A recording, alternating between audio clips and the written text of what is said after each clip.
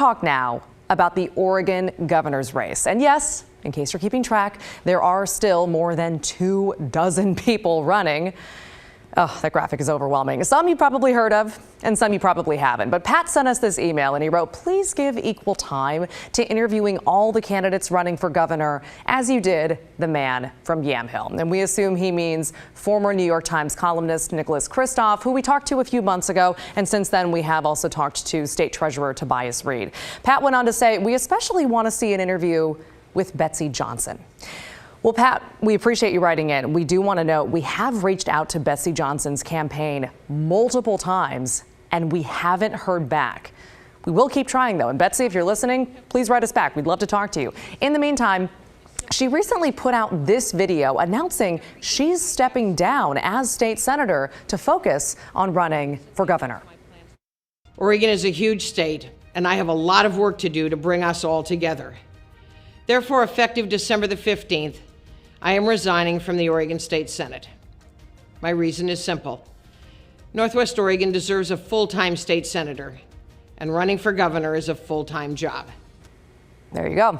So now it's worth noting Johnson is running as an unaffiliated candidate, even though she was a Democrat in the Senate. And that means she will not be a part of any party's primary in May. So basically right now she's playing the long game and trying to get support for the general election.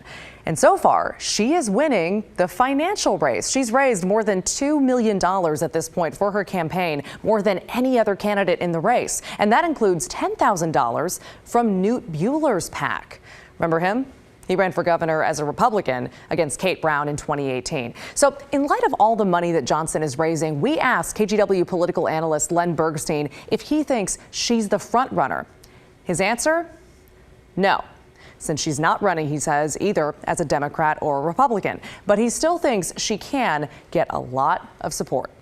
It kind of depends on how the voters show up next year and what the voter narrative is. If the voter narrative is that they're sick and tired of everything that has to do with government and politics in Oregon right now, then that really opens it up for an outsider, somebody who hasn't been kind of a normal politician. And so Betsy Johnson's narrative, at least at the beginning, will have to be capturing that she is the uniquely kind of an unusual character, that she's not wedded to the past, even though she has 20 years of running the Ways and Means Committee. So there'll be an interesting way in which she kind of like fits into that narrative. The second narrative is really the kind of Goldilocks narrative, and that is, gee whiz, the Democrats are likely to select a far left candidate. The Republicans are likely to nominate a far right candidate, and all of a sudden the middle opens up to Goldilocks, to someone to run down the middle, and that Betsy Johnson hopes that she can kind of fill that space, and it becomes a mathematics question. If you're in a three-person race, you don't have to quite get the same number of votes.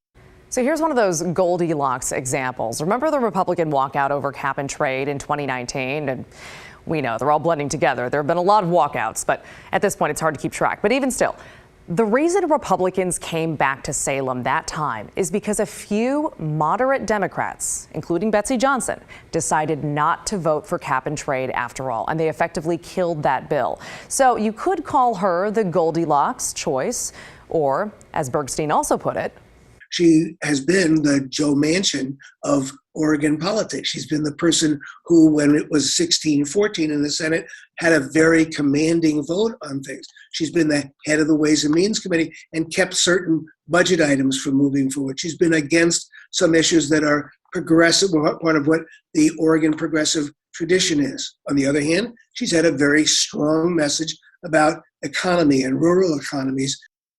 All right, so the primaries, which again Betsy Johnson will not be a part of, are happening on May 17th. The general election will be on November 8th, 2022.